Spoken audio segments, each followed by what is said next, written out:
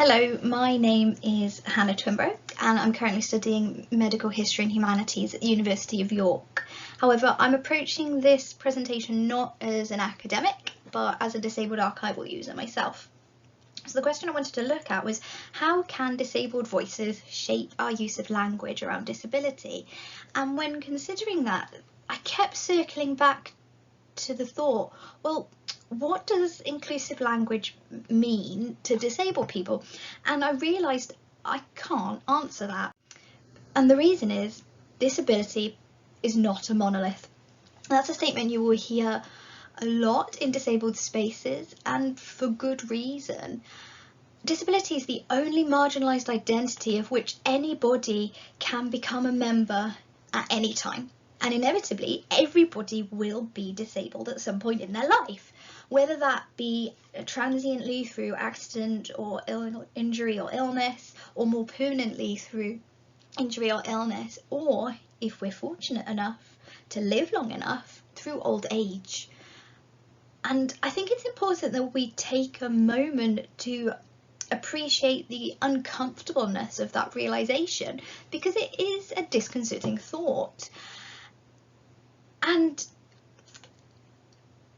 it forces us to reconsider the safety we have in our able-bodiedness, if indeed we are able-bodied at this time. Some disabled people use the term pre-disabled or not yet disabled to describe able-bodied individuals.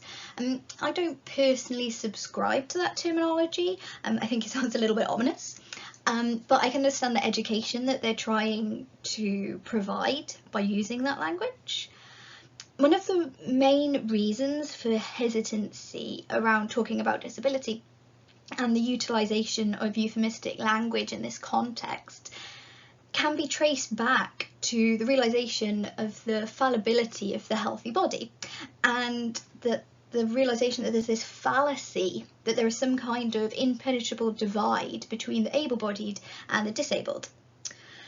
So the message I'm trying to convey is that in order to create an inclusive language which accurately represents the diversity of the disabled community, we need to elevate a broader variety of intersecting identities. A quick look at some statistics will tell us how widespread disability is and why it's important that we cultivate inclusive language around it. According to the Family Resources Survey 2019 to 2020, in the UK, 8% of children are disabled, 19% of working-aged adults, and 46% of pension-aged adults are disabled. Well, one thing to note with these statistics is obviously they're only as useful as the way that their data is collected, which is obviously true of all stats, but particularly important here because there's a lot of disabled people who aren't aware that they could classify themselves as disabled, or perhaps they are uncomfortable with the label due to both internalised ableism and external ableism and shame around their disability. So the number is actually likely to be far higher. And by utilising offensive and marginalising language, institutions are excluding a large portion of untapped consumer potential by excluding these disabled bodies. Now, this marginalising language might not be purposeful. I mean, most people have attended training on appropriate language and do honestly try their best not to say the wrong thing.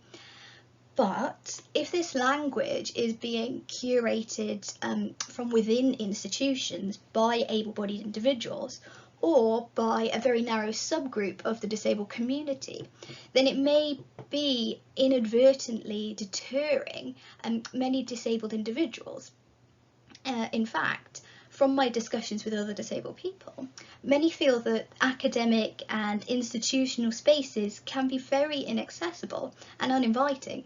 And I'm not just talking about the physicality of the space, that is beyond the scope of this talk, and I couldn't do it justice in the time now.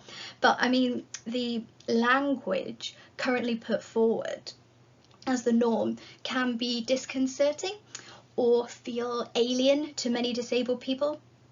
Therefore, with that in mind, it's really critical that the voices we hear speaking about disability come from across a broad spectrum. I can only ever speak for one disabled person, and that's me. But hopefully this presentation will provide you with a greater understanding of the complexities and contradictions of inclusive language, and provide you with resources to further your own education. So a quick overview. I'll start by looking at the language adopted by disabled individuals and how far that supports or deviates from language imposed upon the disabled community from external sources. Then a couple of examples of great representations of disabled voices from within museum spaces. And then finally, signposting you to some disabled activists and some resources which platform different disabled voices. I've tried to bring in a number of different types of media because I know everybody learns in different ways and has different amount of time available to conduct research and explore this topic. So I've tried to be quite mindful of that, so hopefully that will be of use to you. So if we think of the classic symbol for disability, we instinctively picture the image of a wheelchair user, but only 8% of disabled people actually use a wheelchair, and of those people, a third are ambulatory wheelchair users. Now, ambulatory wheelchair users have varying mobility needs, so they might need to use a chair sometimes, or have a mobility aid like a crutch or a walking stick for other days, and some days might not use a mobility aid at all. Now, the language previously adopted around describing disability only really focused on full-time wheelchair users and ignored ambulatory users and those with not physical disabilities at all. So this meant that the language was incredibly limiting and inaccurate, and has unfortunately helped to reinforce stereotypes around disability. Now, take for example the expression confined to a wheelchair. And if you consider it in the context of the great variety of wheelchair users, it just appears woefully inadequate. Confine implies something restrictive or limiting, but in fact someone using a chair can travel further and more safely than perhaps they could when walking. And even those who use a wheelchair full time, such as those who've got like a spinal cord injury, for example, they're still liberated by this vehicle. The limiting factor is the access of the environment rather than the chair itself. Now, by shifting emphasis through language onto the inaccessibility of the environment, perhaps we can consider what must be done in institutional spaces to prevent chairs from appearing as a confinement in the first place. Now, take the example of reading glasses. These are an access aid that allows someone to see more clearly, but we would never say someone is confined to wearing glasses. They merely have them or they wear them. It's a neutral statement of fact, but just like with a wheelchair, they're liberated by them and can access the world much more easily by having them. So what's the difference between that and using a wheelchair? It's the language we adopt. So the words we use have the power to influence the way we consider disability.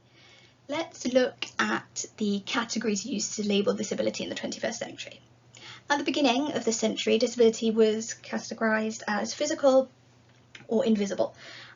Invisible disabilities included mental health conditions, non-visible health conditions like chronic pain, diabetes, autoimmune conditions, neurodivergence such as dyslexia and dyspraxia, autism, sensory processing disorders, cognitive impairment caused by things such as dementia, traumatic brain injury, deafness, blindness, being hard of hearing. However, the word disabled, when combined with the word invisible, implies that it either doesn't exist or it's in the disabled person's head, which is a problem. So what are the alternatives? Well, we can consider hidden disabilities, which unfortunately imply that the disabled person is purposefully concealing their condition. Then we've got the term less visible, but again, that implies it's lower on a hierarchy of disability, beneath that of a physical disability. So then the term non-visible has kind of been adopted as preferable. For those that are not easily demarcated with mobility aids. Now, it's not perfect. It can sound a little bit clunky, but at the moment it's kind of the most appropriate thing we have, and so there's kind of a linguistic shift, more people choosing that. But this isn't the end point, and I'm really interested to see where the descriptors go with this language.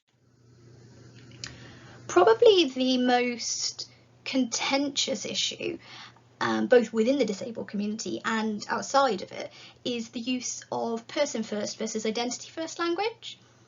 Now, person first language was predominantly enacted by institutions and able-bodied individuals as a way of separating disability out from identity. However, we're now seeing that this isn't actually the preferred terminology for the majority of disabled adults. I recently had a conversation with somebody who was an able-bodied person who said, well, English language is really flexible, you know, you can have multiple things meaning the same thing. For example, you can have a brown-eyed girl or a girl with brown eyes, and it's interchangeable, means the same thing. Why is disability not the same? Surely I can say a person who is disabled or a disabled person, and it's interchangeable. Now, I hear what they're saying, but I personally identify as a disabled person or a disabled woman rather than a woman who is disabled. And the reason for that is because my disability is a defining feature of my identity.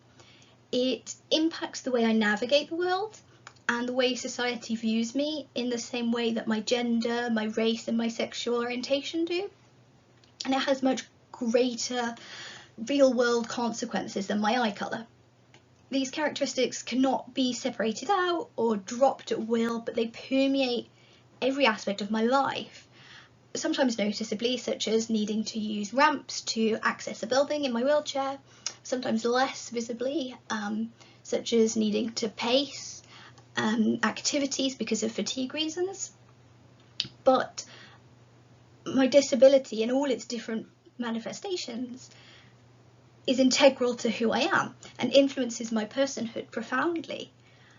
I wouldn't call myself a person who is queer or a person who is a woman, because these aspects of my personhood cannot be cleaved from my core being, and they impact the way I interact the world in a way that my eye colour just doesn't. I mean, if I put in coloured contact lenses for the day, I hopefully would get some lovely compliments about my changed appearance, but it wouldn't really change the way I navigate the world too greatly. There is obviously one caveat to this analogy with language, and that comes when it comes to race and the term person of colour. Now, I wouldn't call myself a person who is white, but a white woman, because my skin colour is integral to my position in society and the way I navigate the world. Despite my disability, I am afforded all the same privileges my white skin colour provides me in society today. Now, I'm not authority enough to discuss the use of the phrase person of colour in all its complexity, and instead will signpost you later in the presentation to disabled people who are much better equipped to educate on the discussion around this language as it relates to disability. So that is just one little aside when discussing this. But the question that I'd like you to consider is, would you call yourself a person with abilities or an able-bodied person? And what's the difference when applying this to a disabled person versus an able-bodied person? I guess the key takeaway point is that the difference for person first versus identity first language is whether the characteristic can be separated out from the person's identity. So the deaf community, for example, are quite vocal in establishing that deafness is more than the absence of a sense, but rather a way of life. Many deaf people use a capital D in the word deaf to indicate the community aspect of their deafness. Then you've got on the flip side, a person with bipolar disorder may prefer person-first language, as despite bipolar being considered a disability, the person might view this aspect of their personhood as not the key identifier or the key component of their identity. They have this condition rather than being this condition. So you can see that there's these complexities and contradictions starting to emerge within the disabled community. Then, if we add in comorbidities, because a large number of disabled people have multiple conditions, we can see the multi-layering of identities forming even within one person. So to provide an example, if you had someone who uses a wheelchair due to an autoimmune condition or paralysis, but who also has a mental health diagnosis, they might refer to themselves as a disabled person with bipolar, for example. And because of the overlapping intricacies of a disabled identity, the most appropriate course of action is always to ask what language a person prefers. I guarantee, even if it feels a little awkward, the individual would always rather the autonomy to decide the language that most comfortably suits them. Interestingly, informally in online disabled communities, it's surfacing that more elderly people identify with the label person with a disability, whereas younger people are leaning more heavily into disabled person as the identifier. Obviously more research needs to be done on this, but it seems that amongst many other complex factors, that this desire for person-first language has an inherent link to internalised ableism in older generations who retain the desire to assimilate into an able-bodied community and almost to prove their worth through their productivity. And one way to do that is to separate out their disability from their personhood. This feeds into a cycle of shame around the term disabled. However, younger people seem more keen to reclaim this identifier, and in doing so, feel empowered by the word disabled. This is probably enhanced by the community aspect of social media platforms and the feedback from disabled activists online who encourage the reclamation of their identity. But it's just a really interesting dynamic. So then we kind of move on a little bit to the more problematic labels around disability. We seem to see them coming from externally applied sources, these euphemisms which shy away from using the term disabled. We've got things like differently abled, special needs, superpowers.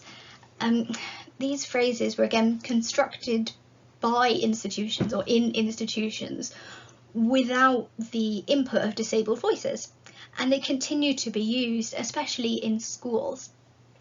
Despite disabled adults who came up through the British education system as disabled children, stating emphatically that they're really uncomfortable with this terminology.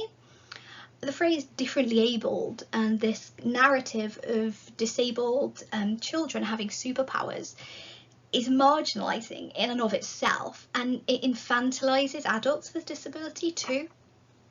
By adopting euphemistic language and circumventing the word disabled, we're reinforcing shame around what should be a neutral descriptor of the body and mind. Avoiding the word disabled means people cannot access what they need and deserve as they grow, and it may encourage hesitancy to identify with a community to which they legitimately belong. So, similarly, the term special needs is a problem because it discounts the individual needs that we all possess. So despite a quite individualistic presentation of society, everybody is interdependent and has access needs. It's just that when those needs are held by the majority of people, they become assimilated into the everyday and they go unnoticed. So, for example, consider travellators at airports or escalators in shopping centres. able-bodied people will quite happily stand on these assistive devices to make travel easier, and why not? They're great. But no one questions their access needs if they do this. These technologies save energy, they're quicker for moving around. In the same way, people may use a wheelchair to travel because it's less painful or tiring than walking, and it gets them around more quickly. Do you see the overlap? Another example is that an able-bodied person could, in theory, stand as they ate their dinner or at their desk all day when they're working. I mean, granted, some people do have standing desks, but the majority choose to sit. And why not? It reduces fatigue and backache, it's much more comfortable and practical. Both dining chairs and desk chairs are access needs, but we don't consider them in the same way we do wheelchairs. Only one of those is considered special, and thus kind of signalling the user as other. So it's all about the language we appropriate around disability and the influence it has on the wider picture. I do want to just say that a lot of parents of disabled children are quite keen to hold on to the term special needs, and that comes back to a lot of complicated feelings around their own experience with disability and how they relate to it, rather than necessarily the disabled child themselves. But I also appreciate it's really complicated, and there isn't really an easy fix, besides a massive societal shift. I do know that several options for new language around disabled children in schools is being presented by disabled adults.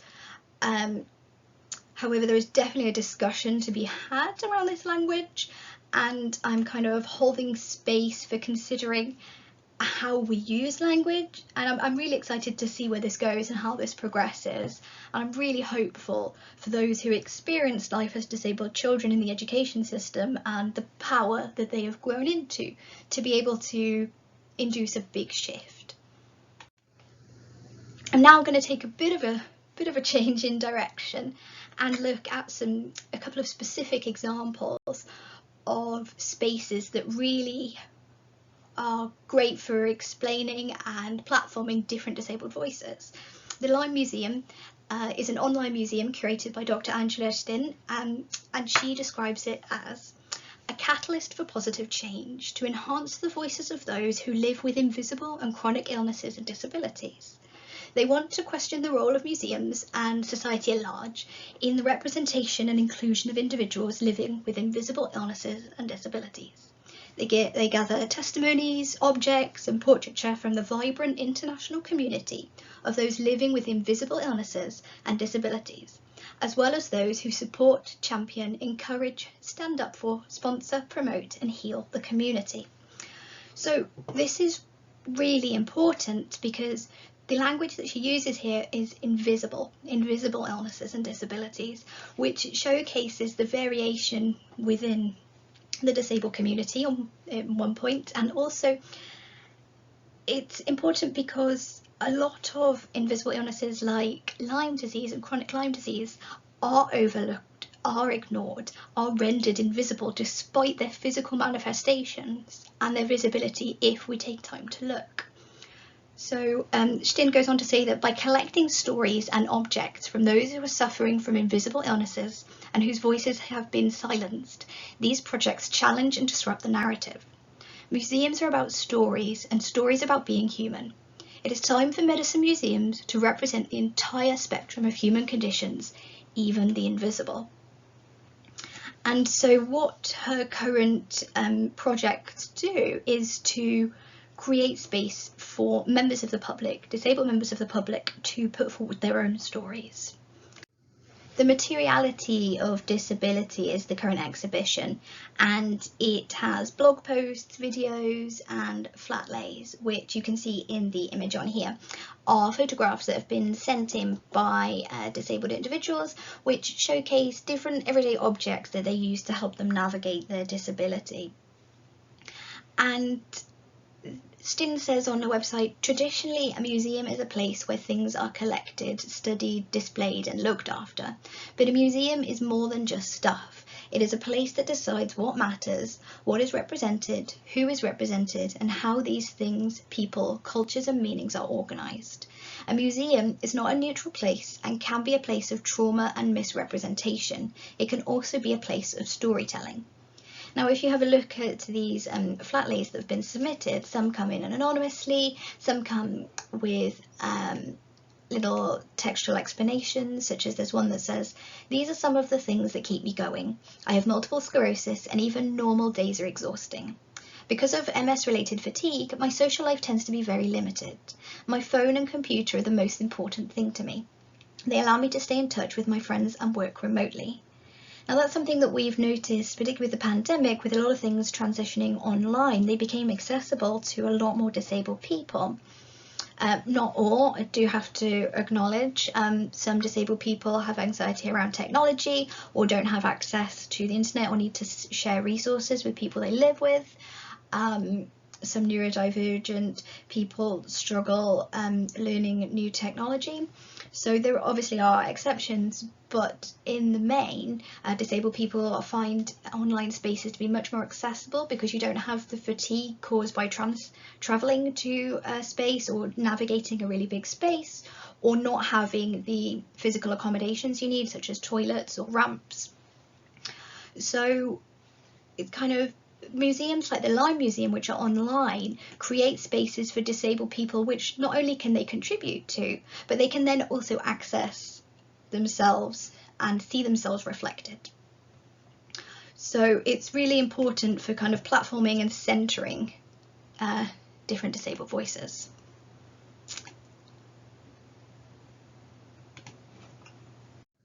In preparation for this talk, Angela sent me some materials that I could include, and this image seems to articulate the experience really well. Trying to put things from a day in my life has made me think about how I deal with all of this, about things people can't see, but I don't complain about because it's embarrassing or normally shameful. Aspects of invisible illness can be hard to talk about because it can involve such personal functions day to day. So the language of invisible illnesses adopted by the Lyme Museum emphasises kind of the variation in chosen identifiers, but it also addresses the idea of disability being shameful and seeks to kind of reclaim that identity. And that's something that's really important in the language that we're using, whatever language we use, that we help to break down that stigma around disability. Now, the other project is the My Dearest Friends project, and that's created by Disart and Oakley Thiel the artist. It's an international disability-led art collaboration archiving disabled stories, and it's putting forward voices which otherwise haven't been heard, particularly during the pandemic. With a lot of disabled people shielding, this has helped them to articulate themselves and contribute on a global stage. So they have things like blogs, podcast episodes, and short textual submissions, all by different disabled individuals. And not only that, but they're now occupying both a digital and a physical space. You can see here that the original poems by Oakley have been put up on the wall or the window at the Grand Rapids Art Museum. They now have over 450 submissions, and they're still going. If you want to contribute something yourself, if you're disabled, you can do so at hello@mydearestfriendsproject.org. They're especially looking for submissions centering around mental health in young people aged 14 to 19 and their experience of that. Now, the one that really stood out to me is one by someone who goes by the name Christina. That could be a pseudonym or their actual name. And it says, "My dearest friends, I learned more about compassion from my disabled community than I ever learned from medical school." And the key thing here is that there's a practical use for this as well. As providing a platform for disabled voices, it's also the expansion of empathy in a way that doesn't happen if the language is created and curated by able-bodied individuals. The expression of their authentic feelings through their own chosen language allows disabled people to express themselves in a way previously unheard. So, to come back to this question of how can disabled voices shape our use of language around disability, the key thing is through the diversity and their contradictions, because disability is not a monolith and language constantly evolves. But the most important thing to take away is that disability is not a bad thing. Disabled is not a bad word, it's just a neutral descriptor. And to use it empowers and provides access to necessary accommodations. So ultimately, in order to create an inclusive language which accurately represents the diversity of the disabled community, we need to elevate a broader variety of intersecting identities with projects like the Lyme Museum and the My Dearest Friends projects are championing. So for my part in platforming disabled voices, I've created a resource of different sources which offers up different disabled voices for you to access and to learn from. So we start here with some academic reading. We've got some books and some articles which focus more specifically on disability in the archives, in case people are interested in learning about the background of disability and language in a formal or kind of more academic format. However, I've also taken the time to include some disability literature written by disabled people about their lived experiences, and these are in different forms. We've got a poetry book, we've got a collection of essays, we've got some auto theory and memoirs, because I appreciate that not everybody accesses information the same way or has the time to kind of comb through dense academic texts, and these are a bit more interesting. Some of them are quite light-hearted and funny, but others are a bit heavier, but also really engaging and provide a different viewpoint than you can get from academic literature.